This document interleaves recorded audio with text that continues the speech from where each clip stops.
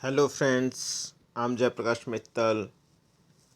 I will discuss with you macroeconomics chapter number 11, foreign exchange rate. There are basic three concepts in this chapter. We'll start with forex, foreign exchange. There are three basic concepts is foreign exchange rate and foreign exchange market. First we do foreign exchange. Foreign exchange means refers to all the currencies except the domestic currency of a country. Suppose in case of India, we have the currency rupees. Except rupees, all over the currencies of the world is called foreign exchange for us. Suppose कि let's discuss in Hindi also. See, India के अंदर हम लोग rupees को currency use करते हैं, but India को छोड़ करके दूसरे जितने भी देश हैं वर्ल्ड के, उन सब की करेंसीज को हम लोग क्या बोलेंगे? Foreign exchange for India. American है, डॉलर यूज़ करते हैं, अमेरिका को डॉलर को छोड़कर जितने भी कंट्रीज की करेंसी होगी अमेरिका के लिए वो फॉरेन करेंसी हो जाएगी। What does it mean? Currencies of other countries except domestic currency is called foreign exchange for any country. Now the foreign exchange rate. Foreign exchange rate means the rate at which the one currency is exchanged for the other. It represents the price of one currency in terms of another. What does it mean? We want to see the value of Indian currency in terms of another. That is what foreign exchange rate means. Suppose 50 rupees का $1 है, तो what does it means? $1 कितना हो जाएगा? 1/50 dollar. जैसे हम लोग Indian currency की वैल्यू किसी भी दूसरी करेंसी में देखते हैं, डॉलर है, पाउंड है, या Australian dollar, US dollar, Canadian dollar, या दिरहम है, या रूबल है, किसी भी करेंसी जब हम लोग अपनी करेंसी की वैल्यू को चेक करते हैं तो उसको हम बोलते हैं फॉरेन एक्सचेंज रेट। फिर आता है third point is that is very important, that is what? Foreign exchange market, the market where foreign currencies bought and sold. National currencies are traded, bought and sold. That is what basically that is called foreign exchange market. And there are three functions of this one. The first function is transfer function, the second is credit function, and third one is hedging function. These are the three functions. That is very important. Transfer function means what? It transfers purchasing power between the countries involved in the transaction. This function is performed through credit instruments like bills of exchange, banks drafts and telephonic transfer. What does it mean? कि suppose कीजिए हम लोग दूसरे country से कुछ भी purchase करते हैं, सेल आउट करते हैं, तो हमने करेंसीज को एक्सचेंज करना होगा। सपोज हम लोग किसी दूसरे कंट्री से कुछ भी खरीदते हैं, सपोज यूएस से हम लोगों ने कोई भी $1 करोड़ का कोई भी प्रोडक्ट ख़रीदा, तो हम लोग उसकी जो पेमेंट करेंगे वो डॉलर के अंदर पेमेंट करेंगे। या हमने कनाडा से ख़रीदा तो हम लोग कैनेडियन डॉलर में हम लोग पेमेंट करेंगे। तो उसके लिए क्या हो गया कि हमारी करेंसीज जो होगी उसको हम लोग परचेज करेंगे, तो हमारी जो पावर है, जिसके पास भी पैसा होगा, डॉलर होगा, उसी के पास उस करेंसी की जिसके पास भी वो करेंसी होगी उसके पास वो पावर चली जाएगी। यदि हम लोग परचेज करते हैं तो हमने पेमेंट करना होगा, यानी परचेज का मीन हमारे लिए इम्पोर्ट हो गया। और यदि हम लोग एक्सपोर्ट्स करते हैं तो पैसा हमारे पास आएगा, डॉलर हमारे पास आएगा। दूसरा credit function. Credit function means it provides credit for foreign trade. It is performed through bills of exchange. तो यदि हम लोग क्रेडिट फंक्शन पेमेंट भी करते हैं तो bills of exchange generally 3 months का होता है, और इसमें पेमेंट की 3 मंथ्स मेच्योर होने पर पेमेंट अकाउंट में आ जाती है। Foreign trade means trade with the rest of the world, either we do import or exports. And hedging function means what? Basically this is very important function. When exporters and importers enter into an agreement to sell and purchase goods on some future date at current prices and exchange rate, it is called hedging. What does it mean? कि आज ही हम लोग current prices के ऊपर, exchange rate के ऊपर future किसी date के लिए किसी पर प्रोडक्ट को परचेज एंड सेल कर लेते हैं। सपोज कीजिए 3 मंथ्स के बावजूद हमने उसकी डिलीवरी होने वाली है प्रोडक्ट की, बट रेट आज ही फिक्स कर लेंगे जो उसका करंट प्राइसेस होगा prevailing in the market, and currency का जो रेट है, फॉरेक्स का जो रेट है उसको भी आज ही फिक्स कर लेंगे, एंड प्रोडक्ट की प्राइसेस का रेट भी आज ही फिक्स कर लेंगे, एंड बट पेमेंट जो करेंगे वो in future we will do that is what hedging function. इससे क्या होता है, जो buyer and seller, importer and exporters दोनों होंगे, तो वो अपने आप को जो स्पेकुलेशंस उससे प्रोटेक्ट कर लेते हैं। तो these are the very basic functions, transfer functions, transfer function, credit function, and hedging function. Now guys, we'll do the very important part, types of foreign exchange. Type of foreign exchange rate, there are basically three foreign exchange rate. One is fixed exchange rate, that is called pegging exchange rate system. One is flexible, and the last one is managed floating. There are three: fixed exchange rate system, flexible exchange rate system, and managed floating. Fix exchange system basically क्या होता है कि इसमें या तो किसी भी currency की जो वैल्यू है, रेट है, वो गोल्ड के साथ फिक्स कर दिया जाता है या फिर दूसरे करेंसी के साथ है। तो basically system in which exchange rate is officially fix in terms of gold और any other currency of by the government. It may be higher or lower than the equilibrium exchange rate as determined by the market forces. What does it mean? कि suppose कीजिए दो तरह का exchange rate है, एक है fix, दूसरा flexible. Flexible जो रेट होता है that is fixed by market forces, demand and supply पर डिपेंड करता है। बट जो फिक्स एक्सचेंज रेट है वो फ्लैक्सिबल से यानी इक्विलिब्रियम एक्सचेंज रेट से अबाव भी हो सकता है एंड बिलो भी हो सकता है। And to achieve stability, government undertakes to buy foreign currency when the foreign exchange rate becomes weaker and sell when foreign currency when the exchange rate gets stronger. तो इसका मीनिंग क्या हुआ, ये बड़े अच्छे से कॉन्सेप्ट समझ लेना चाहिए हमें। अगर हमारा fix exchange rate system flexible से वीकर है तो उस टाइम पर क्या करेगी गवर्नमेंट, बाय कर लेगी, एंड यदि हमारा स्ट्रॉन्गर है तो वह सेल आउट कर देगी ताकि स्टेबिलिटी रहे। सपोज कीजिए हमारा फिक्स गवर्नमेंट ने कर दिया 70 रुपीज़ डॉलर, यदि 70 और मार्केट के अंदर जो इक्विलिब्रियम प्राइस के पॉइंट ऑफ व्यू से अगर वो 70 से अबव है या बिलो है तो government can buy or sell to stabilize the foreign currency exchange rate. Next one is, ये जो टोटल डिपेंड करता है ये गवर्नमेंट के ऊपर डिपेंड करता है। There is complete government controls as only the government has the power to change it. The exchange rate generally remains stable and only small valuation is possible. Doesn't flexible fixed doesn't mean that it will be fixed forever or thousands of years or hundreds of years or decades, ऐसा नहीं रहता है। But इसमें क्या होता है कि लंबे टाइम तक स्टेबलाइज होता है। जैसे फ्लैक्सीबल के अंदर आर बेसिस पे, मिनट्स बेसिस पे that goes on changing, but fix के अंदर ऐसा नहीं होता, वो चेंज नहीं होता। उसके अंदर अगर चेंज पॉसिबल है तो गवर्नमेंट के थ्रू पॉसिबल है, बट उसके अंदर अगर माइनर सा चेंज होता है, बट ऐसा सच करके फ्लैक्सीबल की तरह चेंज नहीं होता है।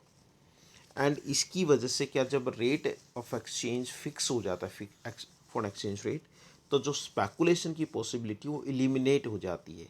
क्योंकि जब फ्लैक्सीबल रेट होता है तो उसमें लगता है कि कल प्राइसेस इंक्रीज होने वाले हैं डॉलर के, तो उसमें क्या करते हैं कि बाय या सेल कर सकते हैं ऐसे अकॉर्डिंगली। तो उसी तरह क्या होता है कि बट फिक्स के अंदर क्या, जब रेट फिक्स ही रहने वाला है तो स्पेकुलेशंस की पॉसिबिलिटी एलिमिनेट हो जाती है। तो इसका मीनिंग क्या हुआ, it eliminates the possibility of speculation, speculative transactions in foreign exchange. The government has to maintain its reserve for foreign exchange. हाँ, इसके अंदर ये जरूरी होता है गवर्नमेंट के लिए फोरेन एक्सचेंज रिजर्व्स होना चाहिए स्टेबलाइज करने के लिए, या करेंसी वीकर है या स्ट्रॉन्गर है, accordingly government will have to take steps. It has two variants. What does it mean, इसका मीनिंग है Bretton Woods system of exchange rate जो 1944 टू 1971 रहा, एंड उसके अंदर दूसरा होता है गोल्ड के थ्रू। या तो एक तो क्या है कि गोल्ड के अकॉर्डिंगली फिक्स कर दिया, सपोज कीजिए 1 pound gold 1 pound is equal to 4 gram gold है, and US dollar 1 gram is equal to 2 gram gold है। तो यहाँ क्या हो गया, 1 pound is equal to 2 gram gold, इसका मीनिंग क्या हुआ, सपोज कीजिए इंडिया में 50,000 रुपीज़ का 10 ग्राम गोल्ड आता है और अमेरिका के अंदर $500 का 10 ग्राम गोल्ड आता है, तो इसका मीनिंग क्या होगा, 50,000 रुपीज़ इज इक्वल टू $500, तो यानी $1 100 रुपीज़ का हो गया। तो इस तरह रेट फिक्स होती है, इसको बोल देंगे गोल्ड पैक सिस्टम। दूसरा होता है Bretton Woods system. Brayton would basically ये क्या है, कॉन्फ्रेंस हुई थी ब्रेटन वुड के अंदर अमेरिका के अंदर 1944 के अंदर, एंड उस टाइम पर ये रेट फिक्स कर दिया गया था, ये सिस्टम फिक्स हुआ था, and it was fixed by exchange rate but allowed some adjustment according to this system. Different currencies were related to US dollar at a fixed exchange rate. At that time what happened कि जो US है उसने came forward and all the currencies of the world, जितने भी participants थे World Bank के अंदर एट द टाइम, जिसको आईबीआरडी बोलते हैं पहले, India International Bank for construction development. तो at the time what happened कि जो गोल्ड में पैग ना करके किसी भी करेंसी को, जैसे इंडियन रुपीज़ की है उसको डॉलर के साथ रेट फिक्स कर दिया गया, जापानीज येन है तो उसको डॉलर के साथ रेट फिक्स कर दिया गया, कैनेडियन डॉलर तो उसको यूएस डॉलर के साथ फिक्स कर दिया गया, तो एक रेट फिक्स हो गया एट दैट टाइम, उसको बोलते हैं ब्रेटन वुड सिस्टम। नाउ अभी ये पार्ट ऑफ सिलेबस ज़्यादा नहीं है मेरिट्स एंड डीमेरिट्स, बट आपको बेसिक्स आना चाहिए इसका, क्योंकि इसके ऊपर एमसीक्यूज पूछे जा सकते हैं, but you must go through it. एक एक लाइन है, ये याद भी कर लेनी चाहिए कि फिक्स एक्सचेंज सिस्टम की मेरिट्स एंड डीमेरिट्स क्या हैं। तो मेरिट्स की अगर हम बात करते हैं तो इसके अंदर सबसे पहली बात ये स्टेबिलिटी है, यहाँ it provide stability because fix की वजह से चेंज हो ही नहीं रही एक्सचेंज रेट डेली बेसिस पर। दूसरा क्या है, इट प्रमोट्स ट्रेड। ट्रेड को प्रमोट कैसे करता है, जब भी अगर फ्लैक्सीबल एक्सचेंज रेट होता है तो उसमें क्या होता है, जो इम्पोर्टर या एक्सपोर्टर होता है तो उसको प्रोडक्ट प्राइसेस के साथ साथ जो करेंसी का प्राइसेस है उसको भी फोकस करना पड़ता है, जिसको एक्सचेंज रेट बोलते हैं। बट अगर करेंसी फिक्स रहती है, एक्सचेंज रेट फिक्स रहता है, तो उसको सिर्फ फोकस करना होता है प्रोडक्ट प्राइसेस के ऊपर। तो इसकी वजह से जो फॉरेन ट्रेड है वो भी प्रमोट होता है, फॉरेन इन्वेस्टमेंट्स है, इंटरनेशनल इन्वेस्टमेंट्स है, वो ऑल्सो प्रमोट होते हैं, एंड ये जो स्पेकुलेशन ट्रांजेक्शन्स है उसकी पॉसिबिलिटी को एलिमिनेट करता है। तो बड़ा सिंपल सा है इसको याद करने के लिए। It gives stability in foreign exchange, international trade promote करता है, फॉरेन ट्रेड प्रमोट करता है, एंड स्पेकुलेटिव ट्रांजेक्शन्स को पॉसिबिलिटी को एलिमिनेट करता है। This is very important. It provides stability, promotes foreign trade, promotes foreign international investments, and eliminates the possibility of speculative transactions in foreign exchange. But there are some demerits also of this exchange rate system. The one is the government has to maintain large reserves of foreign exchange currencies to keep the exchange rate at the level fixed by it. Yes, जो flexible exchange rate system होता है उसके अंदर automatically rate fix हो जाता है by demand forces and supply forces, जिसको market forces बोलते हैं। बट इसके अंदर अगर स्टेबलाइज करना हमने रेट को, तो उसके लिए गवर्नमेंट को फॉरेन एक्सचेंज रिजर्व्स करने होते हैं। यदि इक्विलिब्रियम प्राइसेस से फिक्स एक्सचेंज रेट अप या डाउन होते हैं तो गवर्नमेंट रिजर्व्स की हेल्प से उसको स्टेबलाइज करना होता है। And second one is it is difficult to determine the level at which the exchange rate should be fixed. ये एक थोड़ा सा मुश्किल होता है गवर्नमेंट के लिए, किस रेट के ऊपर फिक्स करे। Is it equal to exact equilibrium price जो डिमांड सप्लाई फोर्सेस है, या उसके नियर बाय होता है। एंड दूसरा, इसमें अंडर वैल्यूएशन की पॉसिबिलिटी भी होती है एंड ओवर वैल्यूएशन की। अंडर वैल्यूएशन का मीनिंग होता है जो फिक्स एक्सचेंज रेट गवर्नमेंट ने फिक्स किया है वह मार्केट इक्विलिब्रियम से कम भी हो सकता है, मार्केट वैल्यू से, और यदि वो ग्रेटर है तो वहाँ क्या होगा, उसको ओवर वैल्यूएशन बोलते हैं। तो इट में be under valuation and over valuation. और यदि फोन जो fix exchange rate under valuation होता है तो बीओपी डेफिशिएट होते हैं, एंड ओवर होता है तो बीओपी की वजह से, सरप्लस बीओपी की वजह से कंट्री के अंदर इन्फ्लेशन पॉसिबिलिटी है। तो demerits you must go through it. ये एमसीक्यूज के अंदर के हेल्प आउट करने के लिए, क्वेश्चंस हेल्प करने के लिए होंगे। एज सच करके merit and demerits part of syllabus as directly rare case में पूछा जाता है, but you must go through, I will suggest you.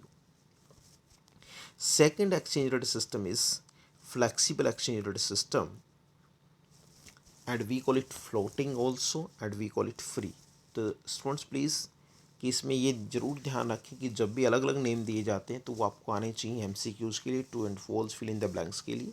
We call it flexible, we call it floating and it may be called free exchange rate system. Free means यहाँ से हमें automatically पता चल रहा है डिमांड एंड सप्लाई फोर्सेस के through rate fix होता है। यहाँ गवर्नमेंट एजेंसीज या आरबीआई या कोई अदर एजेंसीज या डब्ल्यूटीओ या वर्ल्ड बैंक IMF फिक्स नहीं करते रेट को। इसके अंदर डिमांड सप्लाई फोर्सेस जिसको मार्केट फोर्सेस कहा जाता है वो फॉरेन एक्सचेंज रेट को फिक्स करते होते हैं।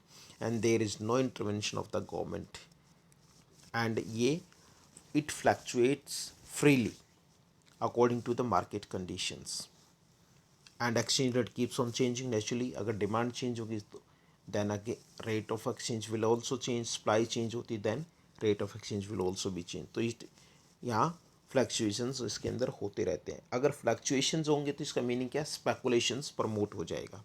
तो इसका मीनिंग क्या कि ये जो फिक्स एक्सचेंज रेट सिस्टम है उसके क्वाइट अपोजिट हो गया है। तो यानी इसका मीनिंग ये हुआ कि जो फिक्स एक्सचेंज रेट सिस्टम के मेरिट्स हैं वो इसके लिए डीमेरिट्स हो जाएंगे एंड जो फिक्स एक्सचेंज रेट सिस्टम के डीमेरिट्स हैं वो फ्लैक्सिबल के लिए मेरिट्स हो जाएंगे। तो इसके मेरिट्स अगर हम लोग पढ़ते हैं तो यहाँ पता चलता है कि ये सेल्फ एडजस्टिंग सिस्टम है and automatically removes the disequilibrium in the BOP. और जबकि फिक्स एक्सचेंज सिस्टम के अंदर डिसइक्विलिब्रियम हो सकता है। डिसइक्विलिब्रियम का मीनिंग ये होता है या तो ओवर वैल्यूएशन है या अंडर वैल्यूएशन, या तो बीओपी डेफिशिएंट में हो सकता है या बीओपी सरप्लस हो सकता है। दूसरा है it eliminates the problem of over valuation and under valuation, क्योंकि फिक्स के अंदर दोनों पॉसिबिलिटीज़ है बट फ्लेक्सिबल के अंदर ऑटोमेटिकली एडजस्टमेंट हो जाएगी ड्यू टू मार्केट फोर्सेस।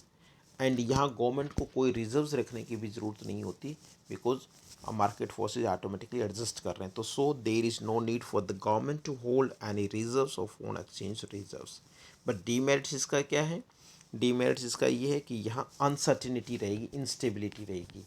वहाँ सर्टेनिटी एंड स्टेबिलिटी थी फिक्स के अंदर और इसके अंदर इनसर्टेनिटी एंड इंस्टेबिलिटी होगी। दूसरा ये foreign trade and foreign capital in जो इंटरनेशनल मूवमेंट्स होती हैं उसको हैम्पर कर सकता है। मींस वहाँ foreign trade and foreign investments promote होता था, यहाँ इसकी क्वाइट अपोजिट इट में हैम्पर। एंड वहाँ स्पेकुलेशंस फिक्स के अंदर स्पेकुलेशंस के लिए कोई पॉसिबिलिटी नहीं थी but it promote speculations which may lead to larger uncertainties and fluctuations. तो दो ये हैं, यानी मेरिट्स एंड डीमेरिट्स को रीड कर लेना चाहिए हमें। तो फ्लेक्सिबल सिंपली याद रखना हमने कि ड्यू टू मार्केट्स फोर्सेज होता है, यानी फोन एक्सचेंज की डिमांड एंड फोन एक्सचेंज की सप्लाई दोनों डिसाइड करेंगे कि क्या फोन एक्सचेंज रेट होगा। Now guys please we focus the difference between fix and flexible exchange rate system.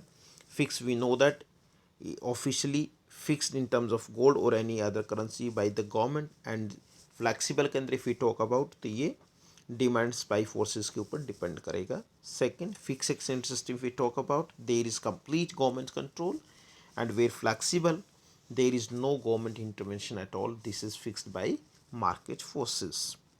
And fixed exchange, third point, if we see the exchange rate generally remains stable and only small variation is possible. And flexible, if we talk about, exchange keep on changing, so there is fluctuations. And fixed exchange point 4, it eliminates the possibility of speculative transactions in foreign exchange, but in flexible it promotes speculations.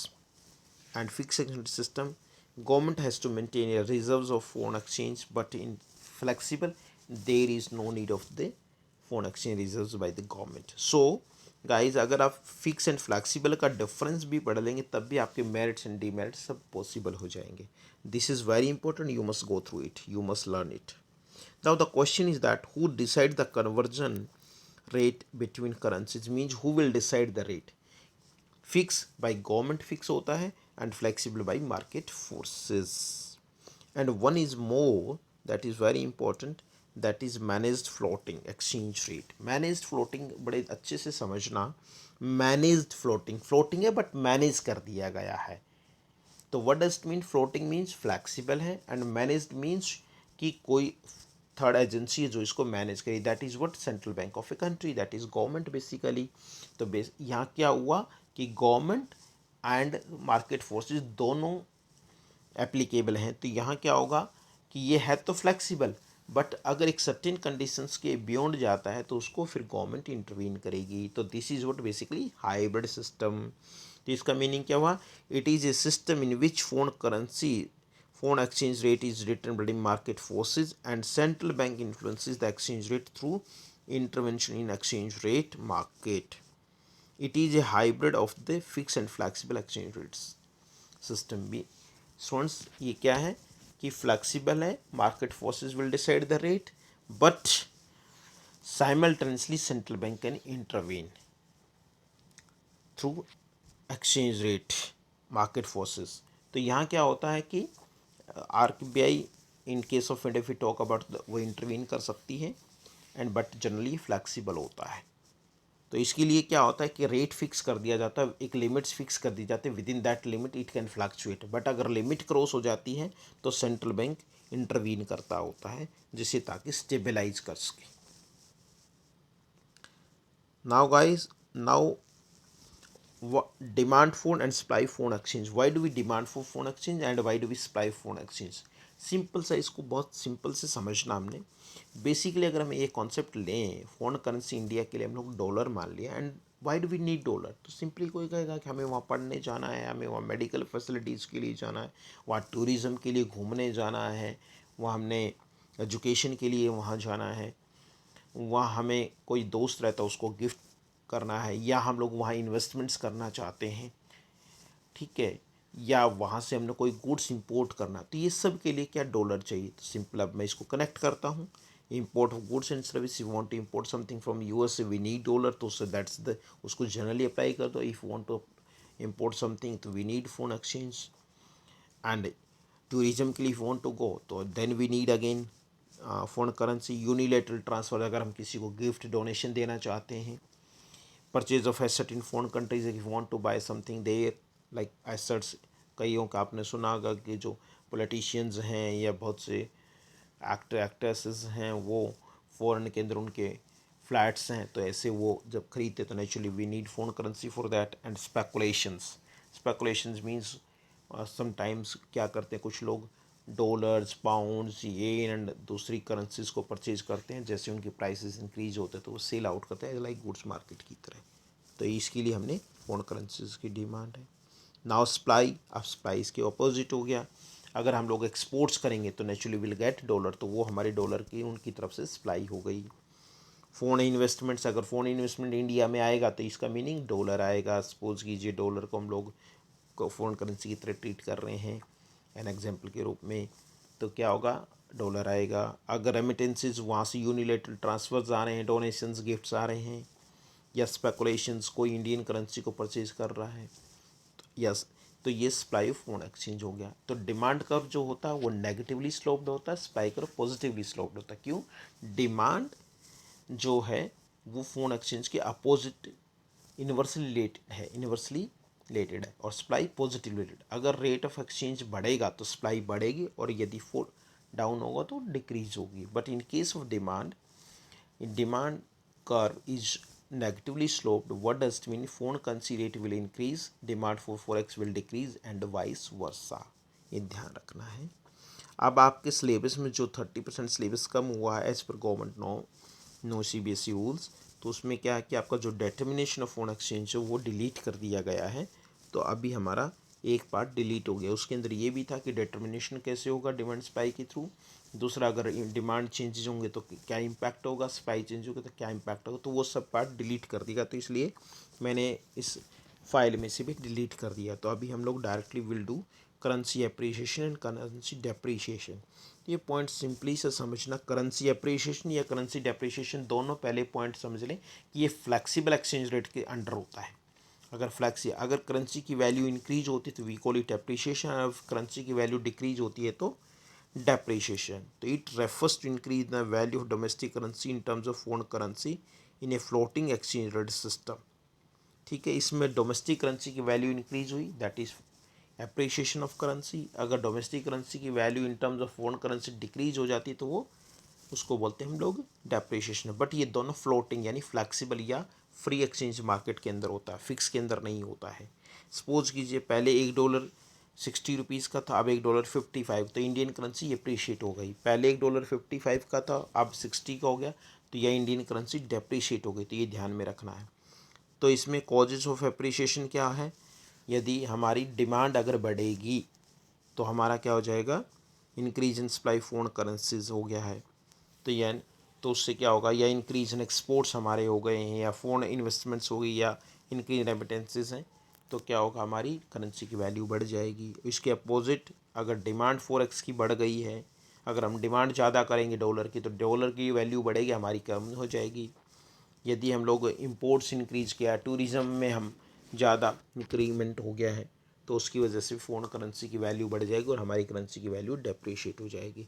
जब हम लोग appreciation या depreciation की बात करते हैं तो हम लोग अपनी करेंसी के कंटेक्स्ट में करते हैं, ना कि फॉरेन करेंसी के कंटेक्स्ट में।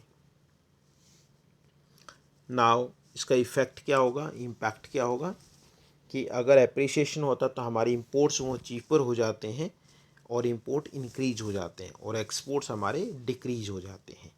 करेंसी डेप्रिशिएशन में क्या होता है कि करेंसी अगर हमारी करेंसी डेप्रिशिएट हो गई है तो हमारे इंपोर्ट्स क्या हो जाएंगे? एक्सपेंसिव हो जाएंगे, और हम लोग इंपोर्ट कम करेंगे एंड एक्सपोर्ट्स हमारे बढ़ जाएंगे। रीज़न बीइंग क्योंकि हमारी करेंसी इंटरनेशनल मार्केट में चीप हो गई। इंटरनेशनल मार्केट में चीप हो गई तो अदर कंट्रीज़ हमारी कंट्री से परचेज करेंगे, तो इसलिए हमारे एक्सपोर्ट्स बढ़ जाएंगे। ना devaluation and revaluation, like appreciation depreciation, same way यहाँ डिवेल्युएशन रिवैल्यूएशन है, बट यहाँ ये अंडर फ्लेक्सिबल नहीं होते, फिक्स एक्सचेंज सिस्टम के अंदर होते। यदि डोमेस्टिक करेंसी का वैल्यू इंक्रीज हो जाता है in compare to foreign currency, तो हमारी उसको रिवैल्यूएशन बोलेंगे, और यदि हमारी डोमेस्टिक करेंसी का वैल्यू फॉल हो जाता है in comparison to the rest of the world, तो we call it devaluation, but it is under fix exchange rate system, not under flexible. तो ये कौन करता है? It takes place due to government and revaluation also. And two more point are important here guys, तो ये देख लें कि spot market and forward market. Spot market के अंदर क्या होता है कि market in which the receipts and payments are made immediately, it is on daily basis. तो यहाँ जो रेट ऑफ एक्सचेंज फिक्स होता है वो एट द सेम टाइम जो होता है उसी के ऊपर ये ट्रांजेक्शन्स होते हैं। बट फॉरवर्ड के अंदर क्या होता है? Market in which sale and purchase of foreign currency settled on specified date at rate agreed upon due day. इसमें क्या होता है कि कोई भी जो ट्रांजेक्शन होता है वो फिक्स आज कर लेंगे, लेकिन उसका जो डिलीवरी होगा वो फ्यूचर में होगा किसी दिन। तो जो रेट होगा फिक्स, जो हैजिंग फंक्शन था बेसिकली, एंड ये forward market is the same thing kind of.